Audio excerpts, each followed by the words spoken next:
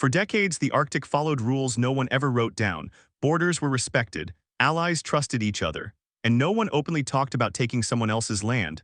Then one sentence changed everything. A US president openly suggested that Greenland could be taken even by force.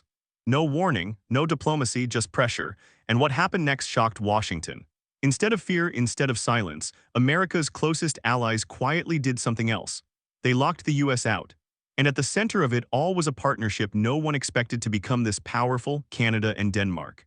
For decades, the Arctic followed rules no one ever wrote down, borders were respected, allies trusted each other, and no one openly talked about taking someone else's land. Then one sentence changed everything.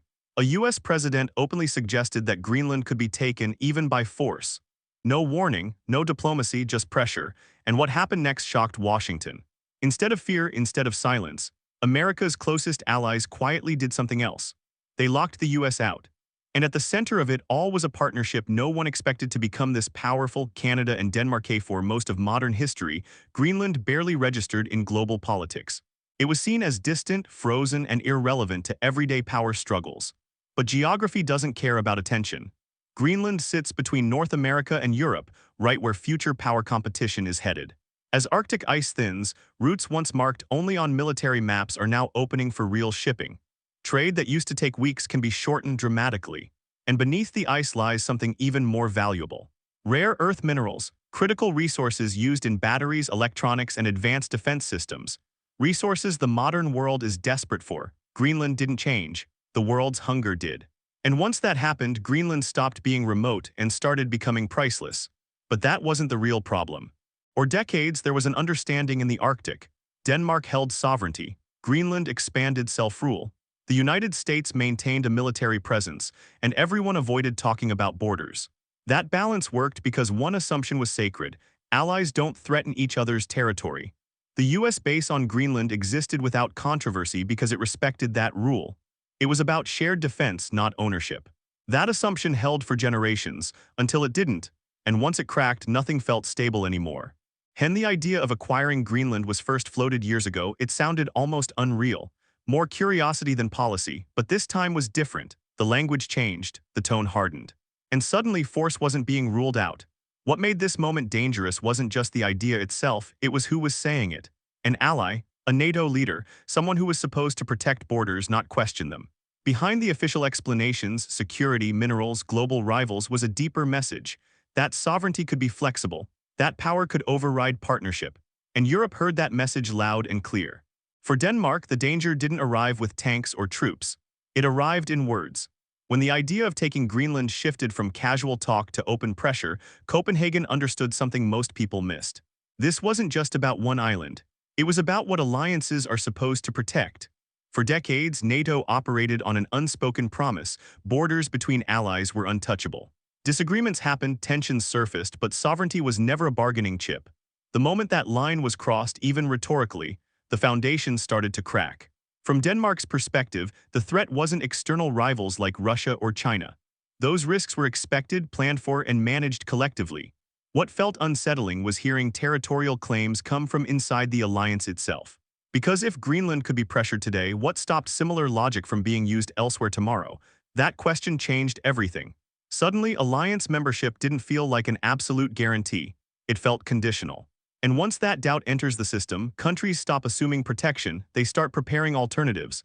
Denmark didn't respond with dramatic speeches or emotional outbursts. It responded with strategy, quiet coordination, careful signaling, reaching out to partners who still believed sovereignty wasn't negotiable.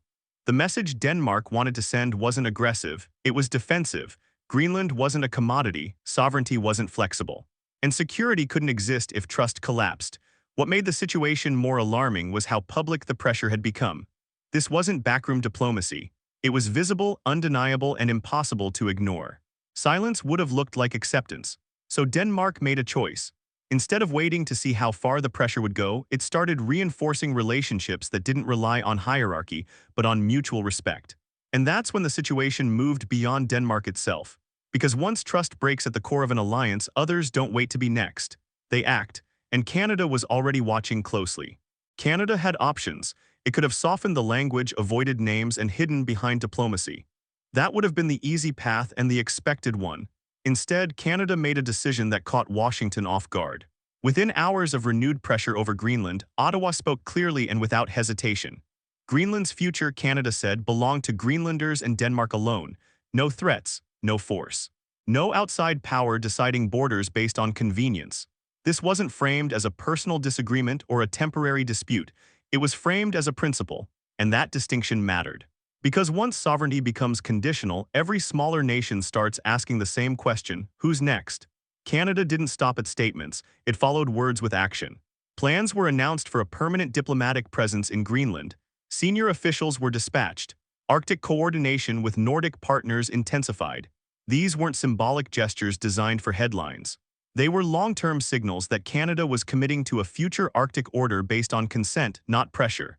What made Canada's move especially powerful was its timing. This wasn't weeks later, after careful hedging. It happened immediately, before narratives could be reshaped or diluted. That speed sent a message to allies across Europe. Canada wasn't waiting to see how things played out. It had already chosen where it stood. For decades, Canada balanced its Arctic posture carefully, often aligning closely with U.S. leadership. This moment marked a subtle but historic shift, not away from cooperation, but away from unquestioned deference. Canada wasn't rejecting partnership, it was redefining it. By siding openly with Denmark, Ottawa helped transform a bilateral dispute into a collective concern. Suddenly, this wasn't about one island in the Arctic. It was about whether alliances still respected boundaries, or whether power alone would redraw them. That shift forced others to respond. And once Europe did, the issue stopped being manageable for Washington. Because isolation inside an alliance is far more dangerous than opposition outside it. One decision changed the emotional weight of the entire situation. Canada didn't just send officials to Greenland. It sent a message through people, not pressure. By choosing an Indigenous representative with deep Arctic experience, Canada reframed the issue in a way pure geopolitics never could. This wasn't just about territory or security lines on a map. It was about communities that had lived in the Arctic long before modern borders existed. Greenland's population is overwhelmingly Inuit, with a history shaped by survival, autonomy, and a long struggle for self-governance. For them, talk of annexation didn't sound like strategy. It sounded like being reduced to an asset, something to be traded rather than heard. That's why this move resonated so deeply. Indigenous diplomacy carries a different kind of authority. It speaks to lived experience, cultural continuity, and the right of people to decide their own future. By emphasizing shared Indigenous connections across Arctic regions, Canada highlighted something annexation rhetoric ignored entirely. The Arctic isn't empty, and it isn't silent. This approach also sent a signal back home. Inuit communities across northern Canada were watching closely. How Greenland was treated would reflect how Indigenous sovereignty was respected everywhere else. Standing firmly for self-determination abroad reinforced credibility domestically. More importantly, it exposed a flaw in the logic of force-based thinking. Military power can control land, but it cannot manufacture legitimacy. In regions where identity and autonomy matter deeply, legitimacy is everything. By shifting the conversation from power to people, Canada made territorial pressure look outdated and disconnected from reality. What once sounded like strength began to feel clumsy. And in the Arctic, perception matters as much as capability. Once legitimacy slips, influence follows. And that realization quietly reshaped how Arctic partners approach the future together and without. What happened next didn't unfold loudly, but it moved fast. Once Canada made its position clear, other allies didn't hesitate for long. Quiet conversations turned into coordinated responses. What had started as pressure on one territory became a test of something much bigger, whether alliances still functioned on shared rules or on raw power. European partners understood the risk immediately. If territorial claims inside an alliance were tolerated, then every security guarantee became uncertain. Silence would have signaled acceptance, so instead they chose clarity. Statements defending Greenland's status appeared almost in unison. The language was unusually direct. Sovereignty mattered, self-determination wasn't optional, borders weren't negotiable. There was no effort to soften the message or reinterpret what had been said. The response treated the pressure as unacceptable on its face. That alone marked a shift, but what followed mattered even more.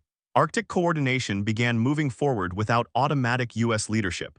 Security discussions, planning sessions, and joint efforts continued, but now with an unspoken adjustment. Cooperation no longer depended on one central authority, it was becoming distributed. For decades, the Arctic operated under a familiar model: American leadership, allied alignment, limited debate. That structure worked as long as leadership was trusted. Once trust cracked, the model couldn't hold. Allies didn't announce a break. They didn't need to, they simply adapted. Exercises were planned more independently. Strategic conversations widened beyond Washington. Economic and infrastructure planning became more selective. None of this was framed as opposition, it was framed as resilience. That distinction mattered. This wasn't rebellion. It was self-preservation. When partners stop waiting for permission, it doesn't mean cooperation ends. It means influence is no longer automatic. It has to be earned, reaffirmed, and respected. And in that moment, the balance inside the alliance quietly shifted. Not because anyone forced it, but because trust could no longer be assumed. The push for Greenland was meant to project strength. Instead, it revealed a limit. Power works best when it doesn't have to announce itself. The moment pressure becomes public, something fundamental changes. Influence turns visible, and once it's visible, it can be resisted. That's exactly what happened. Rather than consolidating control, the attempt to assert authority over Greenland triggered defensive alignment everywhere else. Allies didn't rally behind the pressure. They quietly adjusted around it. And in international politics, that kind of adjustment is costly. The damage wasn't immediate or dramatic. There were no sanctions, no formal breaks, no televised confrontations, but the long-term effects were far more serious. Trust eroded. Once allies begin questioning whether borders are truly respected, they stop planning on assumptions. They start planning for contingencies. Intelligence sharing becomes more cautious. Strategic coordination becomes more selective. Economic partnerships shift towards safer ground. Overreach doesn't collapse alliances overnight. It hollows them out from the inside. What made this moment especially significant was how quickly that hollowing began. Countries didn't wait for escalation. They learned from the signal and moved early. That prevented confrontation, but it also locked in distance. This wasn't a battlefield loss, it was a loss of credibility. And credibility, once damaged, doesn't recover with softer language. The memory remains, the lesson sticks. Even if rhetoric changes, planning habits don't immediately follow. The Arctic became a proving ground for a broader truth. Leadership can't be enforced among equals. It survives only as long as others believe in it. The outcome was clear. Greenland didn't change hands, but influence did. The region moved toward a model built on coordination rather than dominance, partnership rather than pressure. And once that shift begins, it doesn't reverse easily. Because power isn't measured by what you claim, it's measured by who still chooses to follow. Greenland was never really the end goal. It was the trigger. What unfolded around this frozen island revealed something far larger than a territorial dispute. It exposed how fragile trust can be, even among the closest allies, once power is exercised without restraint. Nothing about Greenland's status actually changed on paper. Borders remained the same, flags didn't move, no treaties were rewritten. And yet the Arctic emerged fundamentally different from how it entered the moment, because belief shifted. For decades, American leadership in the Arctic was assumed, not debated. It worked because it rested on confidence that allies would be protected, not pressured. The moment that confidence wavered, countries didn't wait for reassurance. They adapted. Canada's decision to stand openly with Denmark wasn't dramatic, but it was decisive. It showed that sovereignty still mattered more than convenience.